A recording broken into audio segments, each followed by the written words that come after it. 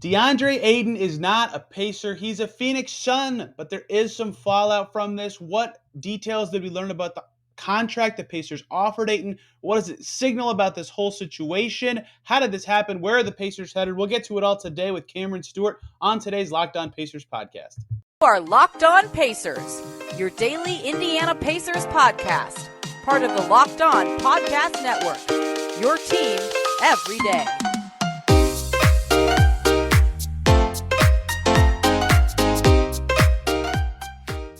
Welcome in to another edition of the Locked On Pacers podcast, where we, of course, talk about the Indiana Pacers. As always, my name's Tony East. I cover the team for Forbes and the Westside Community News. And today, Summer League did wrap up yesterday, but we'll save that for another day because the biggest story of the Pacers offseason happened Friday, and there's a lot to talk about still with the Deandre Ayton situation. Even though he's not a Pacer, we learned a lot about the Pacers thinking in this transaction, and more details came in over the weekend about the deal, reportedly at least from Bobby Marks of ESPN, that Ayton signed with the Pacers, what that will look like with the Suns, and what that tells us more about this saga. So let's keep cutting through this and the motivations for all the sides and what it could mean for the Pacers and their roster now going forward. Joining me to do that, the former sports correspondent for the Associated Press, just wrote a big story about this Ayton stuff on his Medium page, Cameron Stewart. Cam, how you doing, man? You hanging in there in the doldrums of the offseason now? Doing well. Trying to trying to go through this Netflix playlist now that there's no NBA action to watch and Summer League's wrapping up, and LeBron's Drew League time may be over. And trying to enjoy the offseason. The Pacers postponed those plans for about 24, 48 hours with the Ayton news, but doing well and looking forward to the next few months of peace, hopefully. Yeah, I've thought about that as someone who covers the team, and I'm delaying Ayton talk by saying this, but like since the bubble started, the NBA has not stopped, right? They did bubble season, draft, off-season, season, playoffs, draft, off-season, season. Like this month coming up is like the first time since mid-2020 there's been nothing in the NBA. It's going to be very, very strange to catch up on all that stuff. And that's why I just started the new Stranger Things season, so I'm hyped about that. So what we learned, for those unaware, from Bobby Marks and others now, I believe, have gotten this out there, is what happened when the Pacers offered Ayton a contract is, and I discussed this on the show last week with Brendan Clean, of how can the Pacers make this way more difficult on the Suns if they wanted Ayton. And there's all this stuff that you can do in restricted free agency to make it really painful on the new team to match. And that is things like a player option and trade kickers and moving around when guys get paid, like Russell Westbrook's contract. He signed with the Thunder a while ago, had it so he got paid 50% of his money like the first day of the season. And when Otto Porter signed his giant restricted free agency offer sheet with the Nets a few years ago, he had a player option and a trade kicker, right? Stuff that makes it so when the incumbent team matches, they have to go, crap, we got to deal with that stuff. And there is not any of those in Ayton's stuff. It's a standard 4-year max deal. And the Suns were happy to match that. I think internally they were kind of hoping that they would have to match a 4-year deal instead of sign a 5-year deal. So Cam wrote about this. You can read it all on his Medium page, which I'll plug below this podcast if you're on Twitter. But my take on it before we get into the weeds of like the mechanics of why they did it this way is I think the Pacers signed Ayton to the contract they wanted Ayton on their team. And I don't know if maybe they would have anyway, but I don't know if the Pacers wanted a trade kicker. They've never paid a guy more than what is Brogdon at $22 million in a season basically. Jo got close to that in the mid 2000s. This would have been over 30. And then with a trade kicker starting next season, it could have gone up to like 35 with 15% boosts. And they don't want a player option. They've never signed a guy this good before. So in my head, and maybe a little Pacers colored glasses way of looking at it is, this is the contract they wanted him on. And they were willing to make moves to sign him to this deal. But they didn't do any of the stuff that makes it hard for the Suns to not match. And I think that's a very interesting and telling part of this conversation. Yeah, it's like you said, I think going back, I think we have about a decade at least of kind of experience with the evolution of these types of contracts. And in an article, I talk about the poison pill deals that Daryl Morey famously gave Jeremy Lin and Omer Asik. I wonder if he wishes he would have given those, put the poison pill in more kind of impactful players than those guys. But the rest of the league kind of took note. And now those types of deals are kind of written out of the CBA, where there's at least more restrictions on how you can structure the contracts to make them unattractive to the team that would have the rights to match. So like you said, I think that's definitely an aspect that if you're making this offer, it's also for you, which I think can be overlooked, where maybe I'm sure that the Simons don't want to pay $30 million or whatever they could offer this week for Deandre Ayton and just give him all that money cash. But yeah, you're dealing with the Suns, and I don't know. I know this is a more Pacers audience, but the Suns owner Robert Sarver is pretty notorious for being kind of cheap, and I think that was kind of the concern, if you want to call it a bluff, with Deandre Ayton just not having an extension already. So I think there was a lot of concern that perhaps they would let him walk for the right type of contract. But yeah, you're definitely playing. The Pacers definitely could have made this much tougher for the Suns to match. If you are the Pacers and Deandre Ayton truly wanted to come here, then maybe including a player option wouldn't be the worst thing in the world. Where it would only you don't get Deandre Ayton now.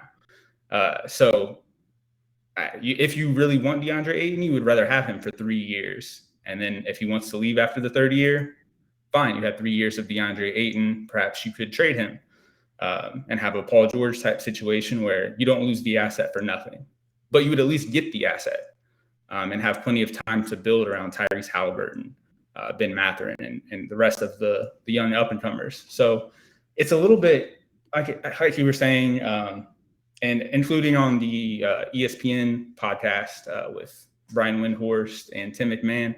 Tim McMahon, I thought, really nailed it because he said the Pacers almost structured the deal as if it were saying, please match me.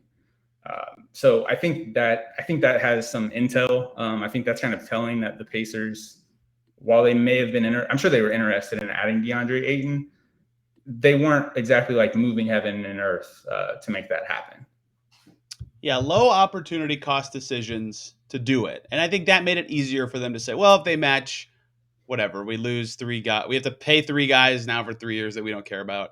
And we might lose Dwayne Washington. We'll see. As of recording, we're an hour and 20 minutes away from the end of Dwayne Washington's waiver period. I know everybody's dying to know about that in this saga.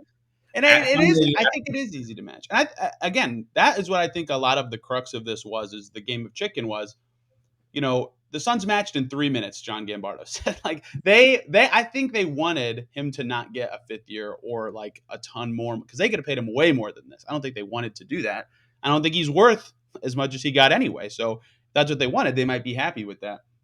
On the Pacers side, though, they have to consider that as part of the game of chicken. And Woj says, they're going to match right after it comes out that the Pacers are going to sign into this. But in my head, and maybe the Pacers thought similarly or maybe not, like Wendy's been saying all offseason, everything's a negotiation tactic. And in my head, if they would have matched, they could have done this deal 2 weeks ago. The Suns could have signed Ayton to this contract July 1st. They could have, restricted free agents can agree during the moratorium. So I get why they might have thought, despite that reporting and the thinking, maybe they won't match this deal because even without all this crap in it, they could have done this already for weeks. Nothing has been stopping the Suns from doing that. And so that's why I kind of thought they were hoping that it would happen this way so that they could say, oh, well, shoot, okay, I guess we'll have to match at this value because then it makes a little more sense to me that the Pacers thought, well, yeah, they could have done this. Let's make this happen. But also they know Bill Duffy very well. He represents quite a few of their guys. So there's a lot of wrinkles to it that are interesting. And I just think it was a game of chicken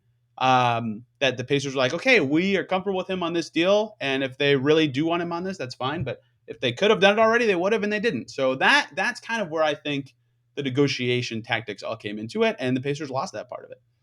Yeah, and if you're the Suns too, I know that I don't want to be confused for whatever being a Robert Sarver, James Jones bootlicker here, but I mean what they're doing with restricted free agency. I know when Ayton became eligible for the extension, it was kind of assumed that he would get it after being the first pick, being on a contending team.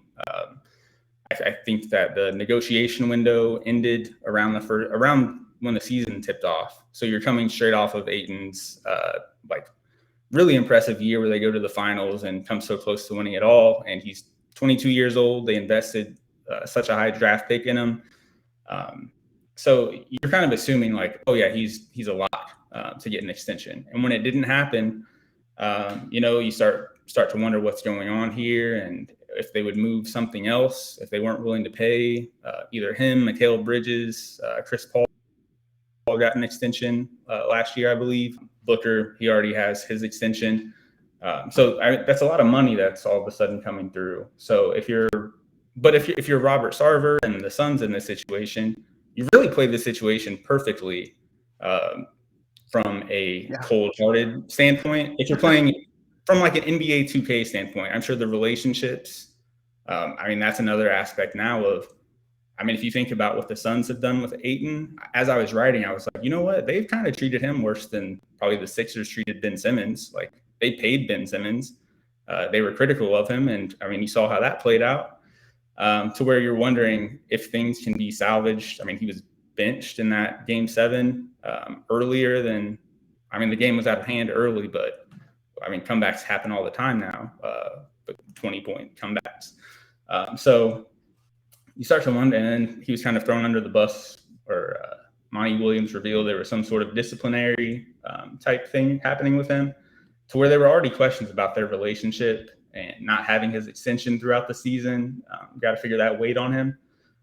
So I don't know, who knows where they go from here relationship-wise, but strictly from an aspect-wise, cap type situation, they could have traded Ayton to anyone. If, like, for example, Kevin Durant became available, from the sounds of it. Who knows if he'll actually be traded before the season, but if he becomes available, if they signed him to an extension, they wouldn't have been able to trade him. And now they can't until January, I believe. So they really kept all their options open. And obviously they still ended up with Ayton. He's under contract for 4 more years. They probably didn't want to give him that 5th year anyway. So they actually saved money. You run the risk of him just becoming Joel Embiid 2.0, and now you have him for one season less under control. But I don't know. I don't like the chances of that happening. So I think they're fine. I think they're perfectly fine, and they maintained all their options until they were kind of pressed to the fire to make a decision about him. I think the Durant element is why my game of chicken analogy can fall short a little bit here, which I want to expand on in a second.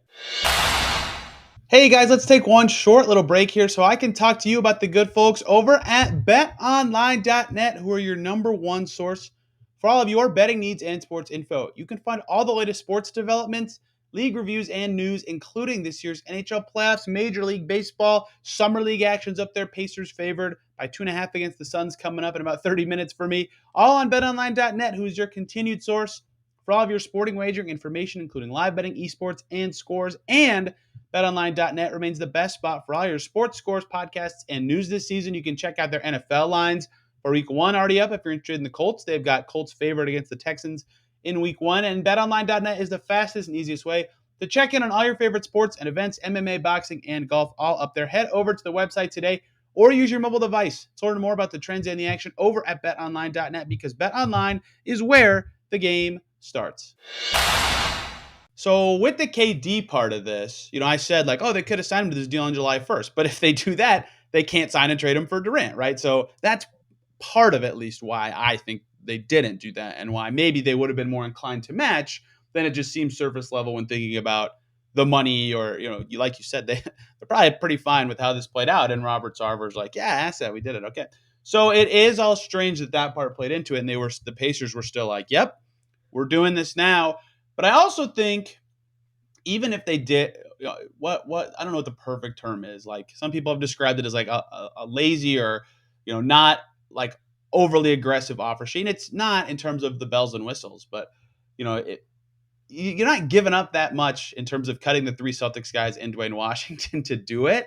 So it's not like it sinks you, especially if they can get Dwayne back later. Then you really only have the opportunity cost is like $2 million of cap the next 2 seasons. Okay, whatever, I guess. But it does bring into question, like, what were they really hoping would happen here when they did this? If it's just a straight 4-year max, and Who knows? Because I think, it's been reported that he would have liked to play with Tyrese Halliburton. He met with the Pacers super early in free agency. Like, I think that interest was real. I think they did want him on the team, but to the extent of what they're willing to get in the contract to do it and how they structure it, they didn't have to give up much. Okay, that's fine. But if they could have given up a little more, 1 year of flexibility on the back end, or be willing to potentially pay him more if the right trade comes along, they weren't willing to go that extra step, which I think is interesting in all this.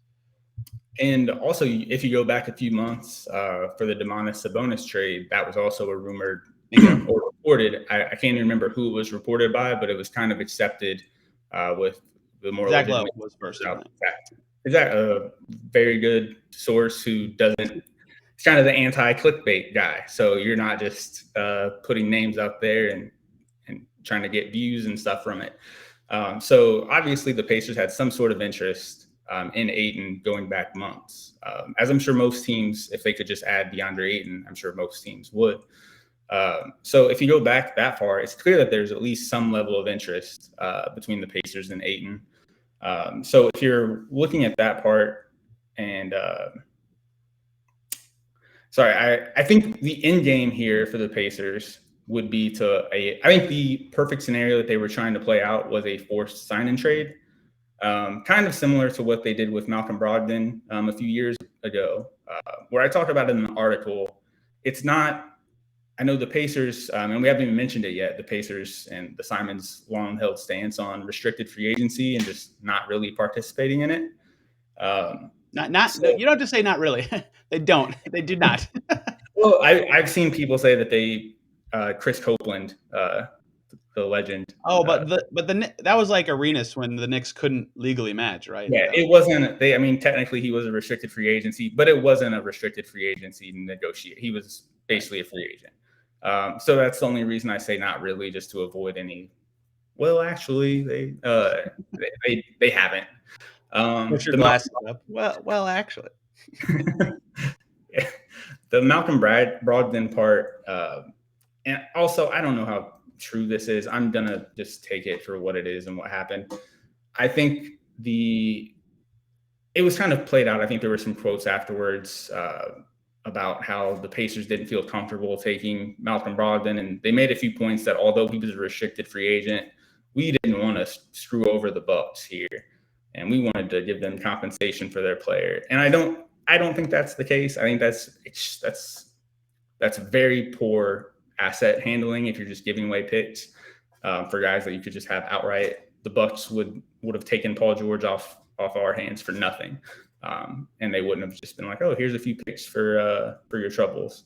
No, it doesn't work that way, and no team negotiates that way. So I think all along there, it was the Bucks probably were like, hey, we don't want to lose Malcolm Brogdon, but also we're not going to pay him $22 million a year. But we will match your offer. If you make an offer to Malcolm Brogdon, we'll match him. But if you give us some stuff back, then maybe we can let you have him.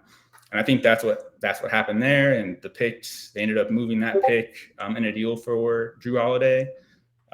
Obviously, many more picks were included in that deal. But they did use that assets and then also had the money, because they didn't have Brogdon on their payroll, to extend Drew Holiday and Chris Middleton and give Giannis his extension, which was coming up. Bobby Portis, get Brooke Lopez, all this stuff. Yeah, so not having that financial kind of, I wouldn't say a liability. Brogdon's a really, really good player, but obviously it paid off in the form of a championship for them.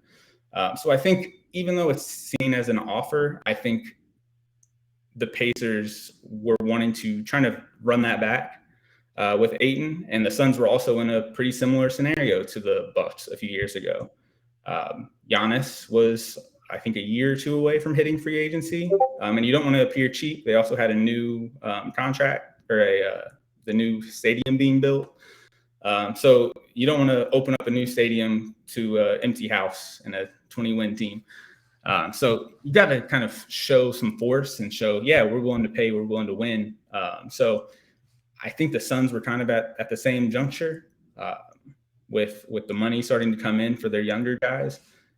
So there was going to be a commitment of either going to pay or we're not. And as we've seen in the NBA time and time again over the recent years, things can fall apart very quickly, to where if the Suns aren't willing to pay DeAndre Ayton and they're like, hey, we're not dipping into the luxury tax to that degree, and Ayton walks for nothing.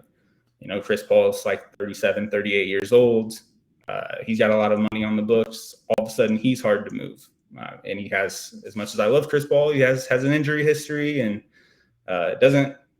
probably not going to be that great in a few years. So now if you're Devin Booker and you're looking around and you're like, all right, I've got a 40-year-old point guard next to me and Ayton left, and now we're winning 42 games a year.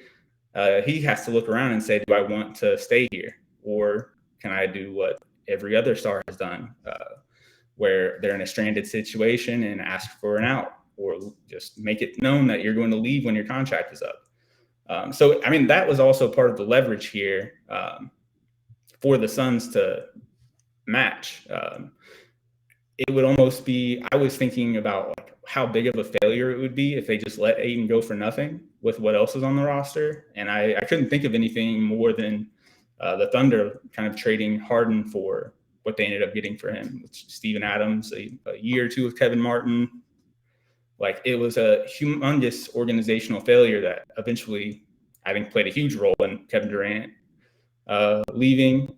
And then not, even if he did leave, you really hurt your chances of winning a title in the time that you do have these guys. So I think there was just a lot at play for the Suns here, like too much to let Ayton walk. So I think the Pacers were just trying to kind of pry open that situation, being like, okay, there's obviously some sort of issue here. You would have paid him. What if we gave you Myles Turner? And I would say the Cavs lottery pick. I know some people were mentioning Chris Duarte. I don't know Duarte. if you would. Yeah. I wouldn't, especially in that situation with, you would also be paying DeAndre Ayton a lot of money. So while he's a good player, I don't think you're selling the farm here and also selling cheap, controlled years of a really good player like Duarte for the right to pay DeAndre Ayton a ton of money. So overall, like I've said, I don't have any direct sources on the scenario, but to me, it seemed like, hey, this is an offer. It's our max offer. You're probably going to match it, but also, what if you didn't want to pay him that money that bad, and you get a year of Myles Turner at half the price, and maybe you can make something work long term with him. So, and also maybe flip that Cleveland pick for an asset at the deadline. So I think that was their hope of like putting some pressure on him.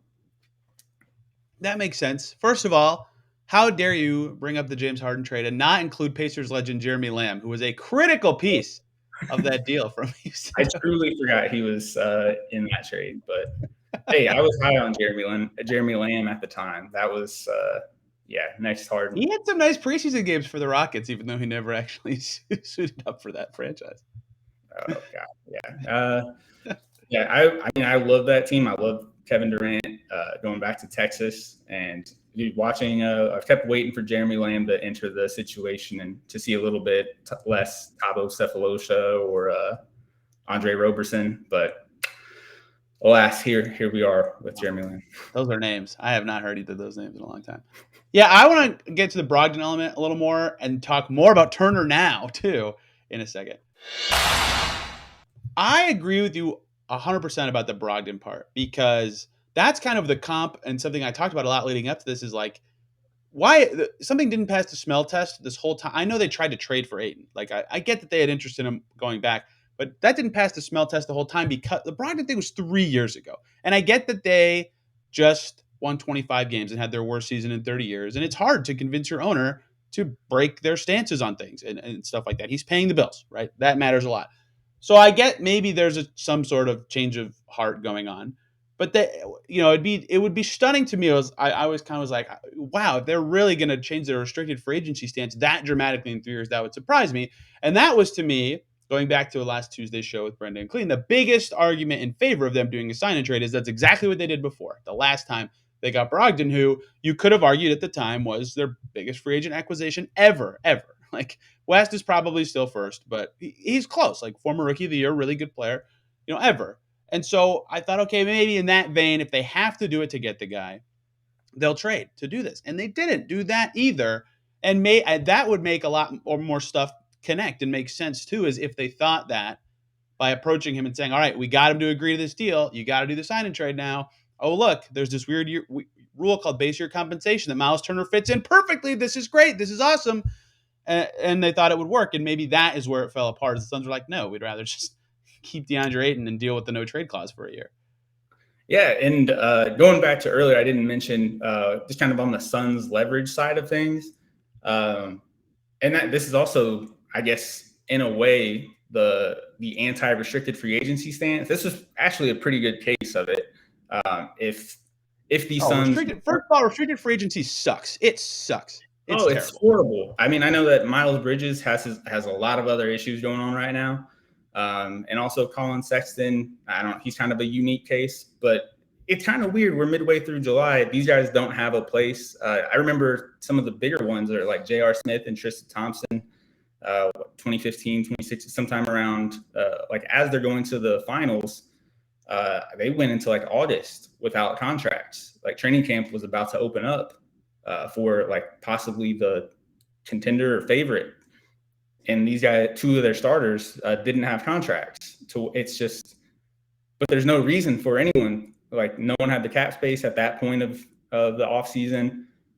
It takes 48 hours for the deal to happen. So you can't, if you go to them on the first day, if you have max cap space and you offer those guys a contract and they sign an offer sheet, you're waiting 48 hours and then to potentially end up with nothing.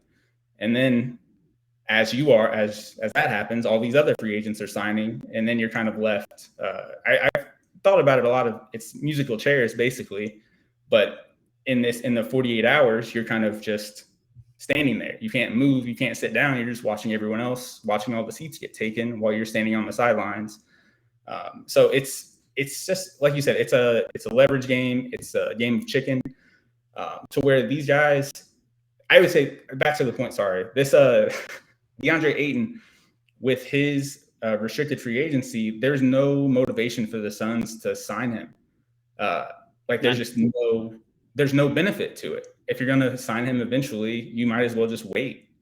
And I mean, that's another potential outcome. I think this is a very small chance, but I mean, if you have an anti-restricted free agency stance, this is a good case of like, see, like this is like DeAndre Ayton was on the verge of being screwed here because as it's been said, only the Pacers and Spurs had space for him at this point. Or the Pacers didn't even have space. They had to create space in a way that, in a small way, kind of restricts them long term. A few $1 million off the books for the next couple of years. So Ayton, I think at some point you're kind of trusting the team and being like, okay, if there's a Kevin Durant trade or who else, Donovan Mitchell, he's not rumored, but everyone becomes available. Or you're kind of playing that waiting game to see who does become available. And Ayton, I think maybe it was in his best interest to wait and say, hey, you know what? The Nets don't have cap space to sign me. But if I can be traded, I can sign with the Nets and get that big max contract. All of a sudden now more teams are available. As the window on the Kevin Durant trade appeared to be closing, it seems like that's a long way from being resolved. And as these other teams were signing players, there all of a sudden like there were fewer chairs left for DeAndre Ayton. So at this point, even though it was kind of a trust game between the Suns and Ayton, it seemed like to some degree of like, hey, don't sign the deal. We're going to get you that deal, whether it's with us or another team. Like you're going to get paid, but also you're running that risk of all of the chairs being sat in, and now you don't have any teams. So then the team has all the leverage, and maybe they sign him to a fewer dollars or just a more team-friendly deal. So I think at this point, whether it's DeAndre Ayton himself, I don't know how that works, but certainly, like you said, Bill Duffy and Neiman Namakian, the two agents for DeAndre Ayton, who also coincidentally rep Halliburton, Tyrese Halliburton, Benedict Mathurin. They represented Aaron Holiday, and Bill Duffy by himself reps Myles Turner, Isaiah Jackson, and second-round pick Kendall Brown. All of a sudden, you have an agent who kind of has about half the locker room. So I know Aaron Holiday's gone, but I think that just speaks to their relationship with Bill Duffy, he's got agents all over the league. He's a power player. As I mentioned in the article, if you need some people, you need to be on the good side of some people. And he's certainly someone you want to be on the good side of, especially with so much invested in players that he represents. So at this point, I think this could have been more of a favor. Even if the Pacers did have genuine interest in Ayton, I think there was some sort of like, the windows were closing. We need to make a deal. Like Deandre Ayton couldn't risk being left out. So I think it was reading the room and being like, okay, the interest in Ayton, the offers might not be there if we keep waiting. So let's get a deal on the table. And I think maybe the Pacers were just willing beneficiaries of helping Ayton get paid, potentially grabbing Ayton. It seems like the trade market for Myles Turner might be drying up, or maybe the return might be less than you think. And maybe this is a good way to kind of save face on giving up less than he's worth to bring in Ayton, even if the terms of the deal might be a little off. Yeah, I might. Did Halliburton switch agents? I thought he was Aaron Mintz, but that's not like super relevant in this. All the other guys are Bill Duffy guys. Yes, all that is certainly a factor here. And the Bill Duffy part of it was endlessly fascinating to me, especially directly with Turner, because Turner was the obvious guy in the trade, right? Like, he knew everything. Bill Duffy was the guy who knew the result of the chicken game before it even started. So I was endlessly curious how that would impact how this would go, how those relationships would impact how money is shifted around, who gets what, and things like that. And especially with clutch guys, Bill Duffy, other Happy Walters in the past, like you always want to be on their good side. You always want to be on those agents' good side. And that's also something that I think the common fan, also good call on the Tyrese Halliburton agent change, going on like Hoops Hype and some of the agency representation sites. I think they historically list the agent. So I think I got that wrong with Duffy and Namakian. But still, like, that kind of opinion remains that that's a power player. You want to be on their good side. And also, like, I think it gets mentioned a lot with Clutch. But like you said, they're Clutch and Rich Paul. They're not the first ones to do this. They might be the most, obviously LeBron and kind of his pull on the league makes it a greater interest and a little more transparent. But this stuff it's not uncommon at all. It's probably more common than not. If there's a deal that you think probably doesn't make sense, but it happens, usually look at the agents and look at who's involved, and it might start making, in many cases, it starts making more sense. So in my article, that's one thing that I wanted to kind of get across is the players involved here, they might have, it might work out in everybody's interest for this restricted offer sheet to be offered and signed, and then kind of force the Suns to the fire. So like you said, there's the agency part of it, and it can't be understated. It has to be looked at. Like, it has to be. Last thing, because we talked about Turner, how do you feel like he feels here? Like, that's a very loaded question, because he posts the No Noise Instagram story. He follows 0 people on Instagram right now. I also just became my least favorite Twitter account, because I hate when people are like, this guy removed the team from his bio. It's like, I don't care.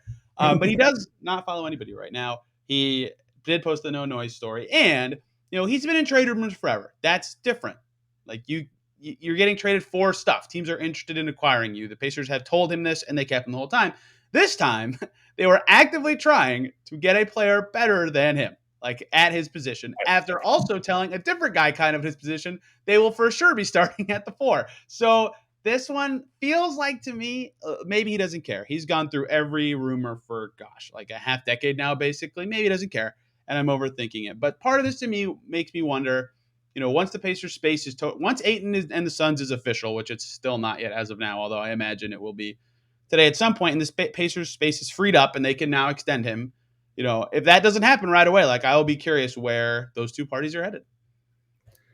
Yeah, it's become maddening. I can't imagine if you've ever had job insecurity of any type, whether it's a company or your position in the company.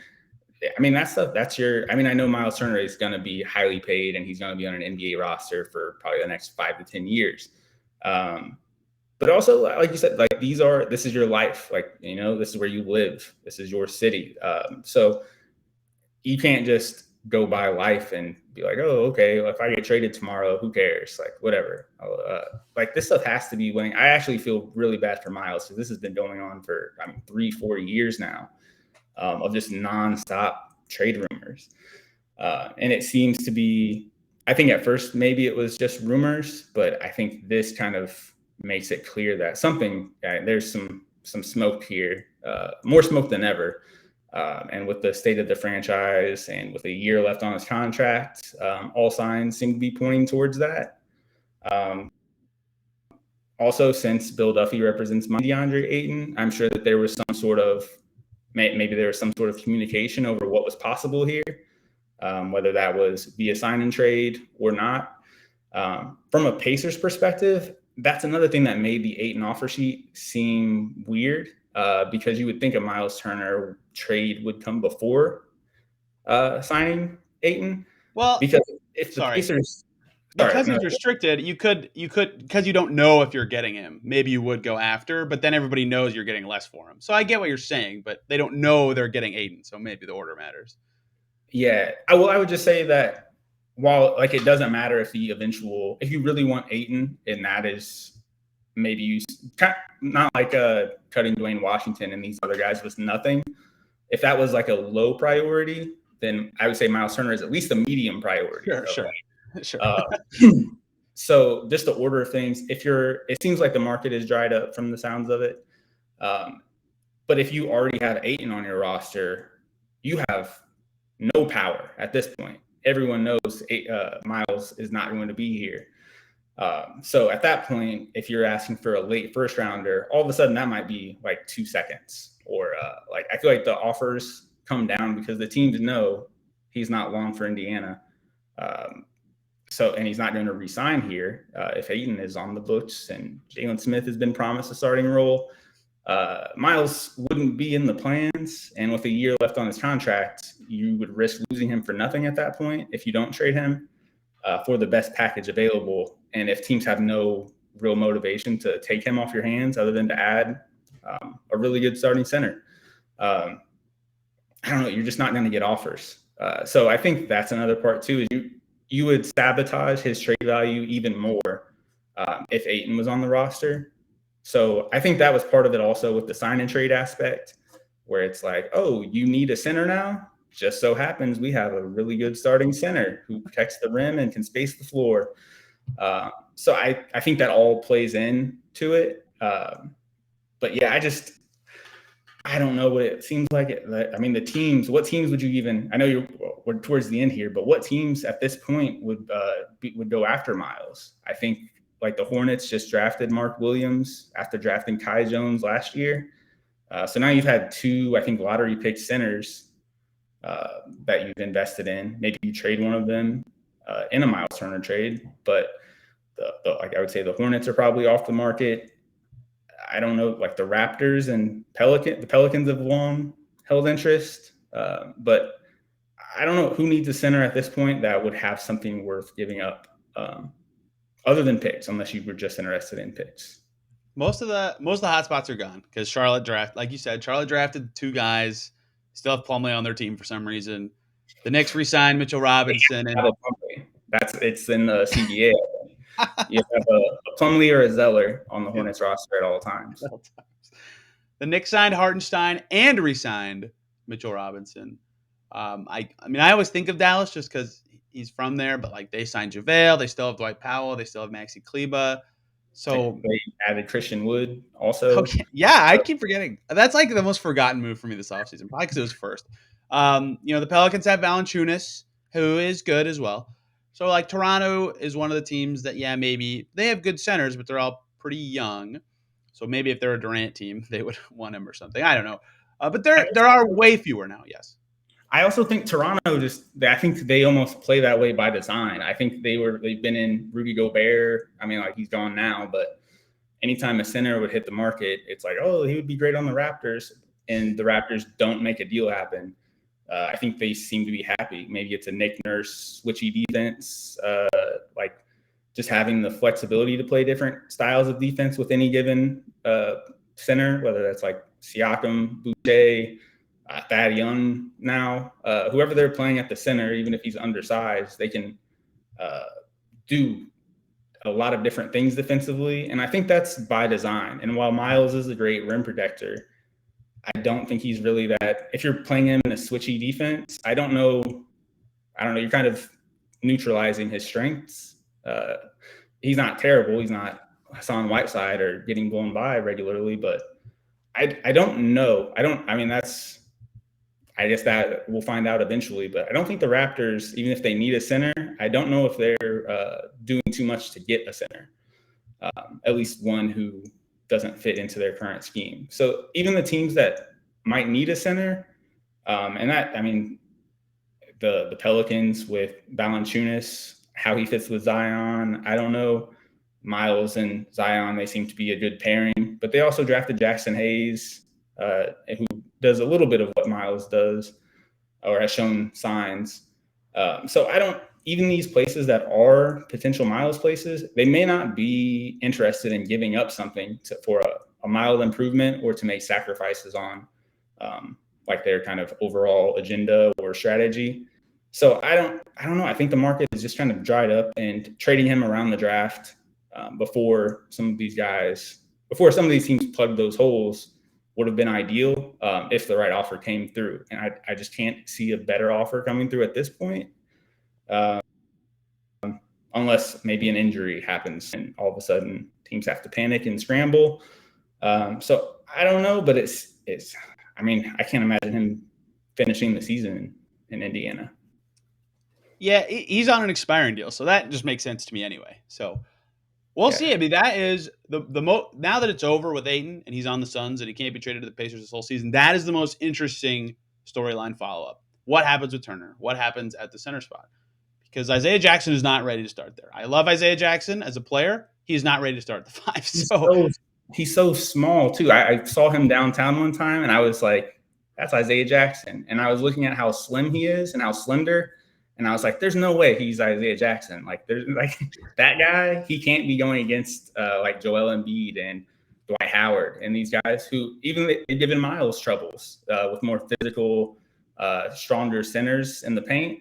And I know Myles has had issues with that. And even though he's gotten stronger, I mean, these guys who are at the top of the league in that specific skill set, they're going to give even Myles Turner problems. And he's probably got 40, 50 pounds on Isaiah Jackson, and also a few inches, and I think he's longer.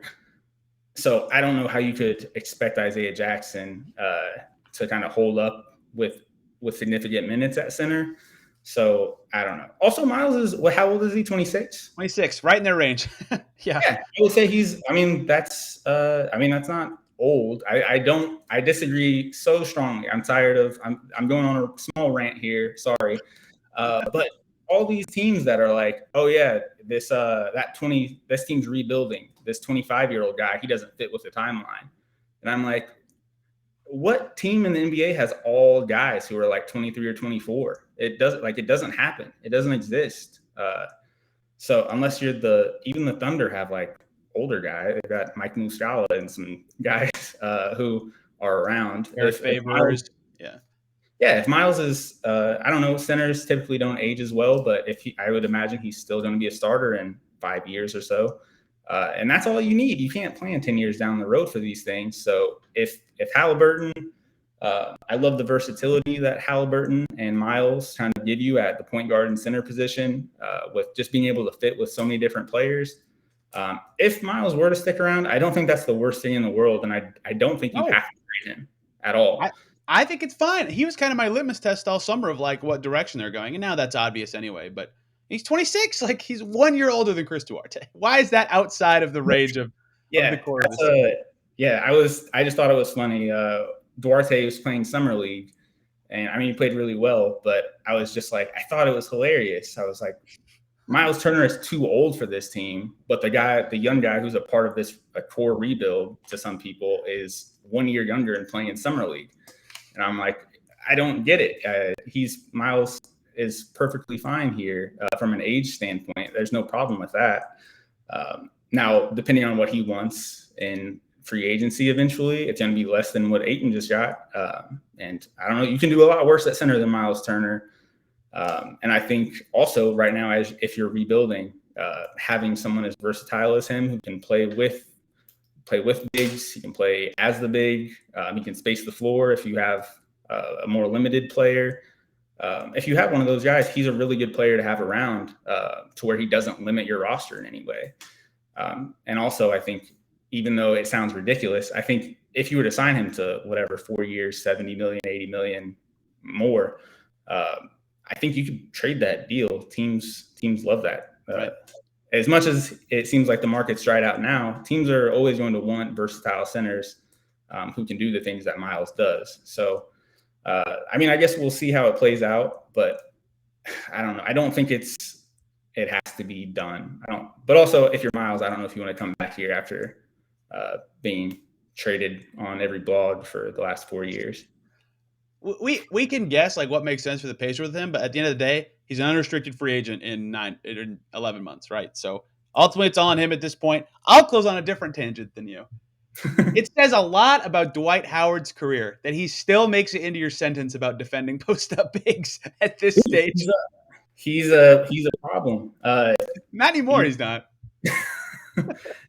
Man, if I don't know, whenever he comes to town, a few years ago, I was at a game when he was with Atlanta, and it was just like, have you seen that? I think it's a meme of like DeMarcus Cousins and Karl Anthony Towns posting up, and I think one of them is just not. I think it's DeMarcus Cousins is just not bothered at all. Like, and Karl Anthony Towns is just like absorbing so much contact and physicality, and DeMarcus Cousins just isn't feeling it at all. And I feel like that's Myles and Dwight Howard, where it's like any lack of physicality, it's against like 25 teams, you don't see it.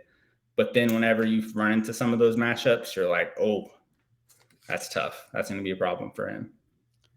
Congrats to out of the league Dwight Howard for getting 2 minutes of airtime on Locked On Pacers in July of 2022. Yeah. I got nothing else today. I think that a lot of the Ayton stuff will come when we get key people in front of a microphone. And that is when questions can be asked and information can be gathered. Cam, thank you for the time. Where can people find you and any of your work about Ayton and the Pacers? You can just find me mostly on Twitter at BatmanCam. I kind of came out of retirement with this one, but I don't know. I might write more and more as things because the Pacers, this is their time. They were kind of stagnant and a little boring for a while, even though the roster had a lot of good players on it. It's an interesting time, and also the rebuilding phase is kind of that's my thing. I love scouting some of the younger players. Love going into the draft and caring about 12, 15 players. So I don't know. This is kind of my zone as a Pacers follower. So more writing might come out. If you do, you can find it on my Twitter. Just be nice to me, please. I also advise niceness from anyone at all times. Should be a fun one. I like, a no expectation season for the Pacers. Probably the second time in 13 years that they've had a no expation season, right? The other one being right after they traded for Vic, and that turned out great. But that's it. Yeah. That was the only one. So what was it at Summer League? Carlisle, they threw an off the backboard alley-oop, and I think they were Rick Carlisle or one of the announcers even said it was going to be all about the vibes this year. And it should be fun after so much stress and stuff. Just watching some of the younger guys. Halliburton's so fun. Isaiah Jackson, he's an enigma that I don't really understand, but I love it. Just highlight dunks and blocks and a lot of fouls on his way to getting those. So I don't know how things could play out, but there's going to be a lot of fun. I really hope the fans can embrace it because it can be a really fun time for a Pacers fan. I'm looking forward to this season. Cam, thank you for the time. You can find the show on Twitter at Locked On Pacers and me at TEastNBA. Yell at me when I say something dumb or comment on YouTube if you're watching there and seeing both of our lovely faces. Thank you, everybody. Have a great day. And tomorrow we'll wrap up Summer League. See you then.